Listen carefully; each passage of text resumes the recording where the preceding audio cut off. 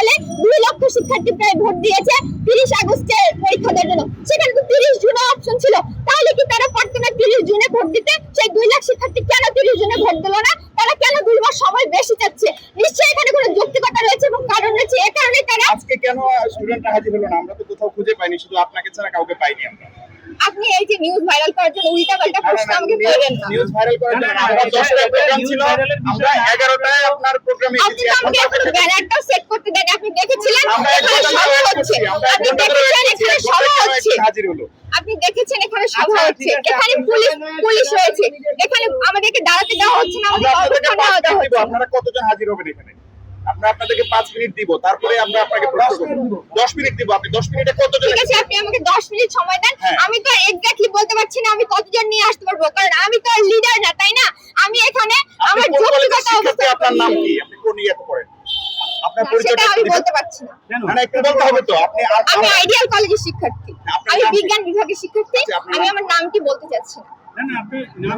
নাম না বললে তো বলা হচ্ছে যে আপনার দাবি তো যৌক্তিক এবং আপনি তো আসছেন মিডিয়ার সাথে কথা বলছেন, নামটা বলে সমস্যা নাই।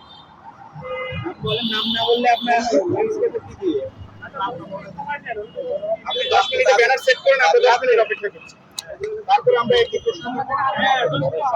আজকে যে 17 মাস সময় পাওয়ার পর আমার সিলেবাস কমপ্লিট হয়নি, বেশিরভাগ মানুষের প্রশ্ন তাহলে আপনার 17 মাস পড়ালেখা না করে আজকে এখানে রাস্তায় দাঁড়িয়েছেন, কিন্তু আসলে তা না। আমাদের যথেষ্ট যৌক্তিকতা রয়েছে এবং আমাদের সাথে যে অন্যায় অবিচার করা হচ্ছে সেটার দাবিতে আজকে আমরা এই মানববন্ধন কর্মসূচি করতে যাচ্ছি। কারণ আপনারা সকলেই জানেন একজন শিক্ষার্থী এইচএসসি পরীক্ষা জীবনে কতটা গুরুত্বপূর্ণ, এবং এই সময়ে আমরা যে ভর্তি আমরা পরীক্ষা দিব, এরপর আমরা ভর্তি পরীক্ষা দিব, একজন শিক্ষার্থী কত ধরনের মানসিক প্রেসারে থাকে আপনারা জানেন। আমাদের মানসিক স্বাস্থ্য বিষয়ে কিন্তু কোনো সহায়তা আমরা কোথাও থেকে পাই না। আমরা চাচ্ছি আমাদের 2 মাস অন্তত পরীক্ষা পেছানো হোক, যেহেতু জুন জুলাই মাস বন্যার কারণ। বন্যা সারা দেশে, আপনারা জানেন যে এই সময়টা বন্যার মাস, এবং এসএসসি 2022 সালে জুন মাসে পরীক্ষার ডেট আমাদের হয়েছিল, কিন্তু বন্যার কারণে আমরা তা দিতে পারিনি। আবার ঠিক একই ব্যাচকে জুন মাসেই কেন পরীক্ষার ডেট দেওয়া হলো? এটা ছাড়াও আপনারা দেখছেন যে বাংলাদেশে তীব্র দাবদাহ হচ্ছে। এই তীব্র দাবদাহে আপনারা সবাই দেখছেন যে আমাদের লোডশেডিং হচ্ছে, অত্যন্ত গরমের কারণে শিক্ষার্থীরা অসুস্থ হয়ে পড়ছে। এই সময় পরীক্ষার প্রিপারেশন নেওয়া এবং পরীক্ষায় বসাটা নিহাতি বোকামি।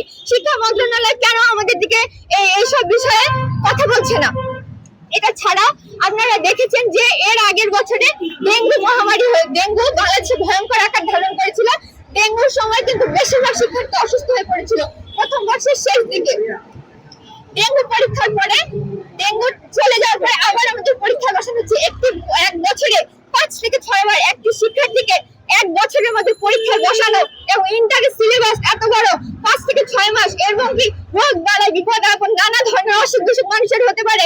আমাদের সব মিলে যদি 17 মাস সময় দেওয়া হয়, আমরা এখনো সিলেবাস কমপ্লিট করতে পারিনি, যেখানে আমাদের কিনা এই মুহূর্তে রিভাইজ করে পরীক্ষায় বসার কথা, কিন্তু আমরা সেটা পাচ্ছি না। কেন পাচ্ছি না? বারবার শিক্ষার্থীকে আন্দোলন করতে হয়।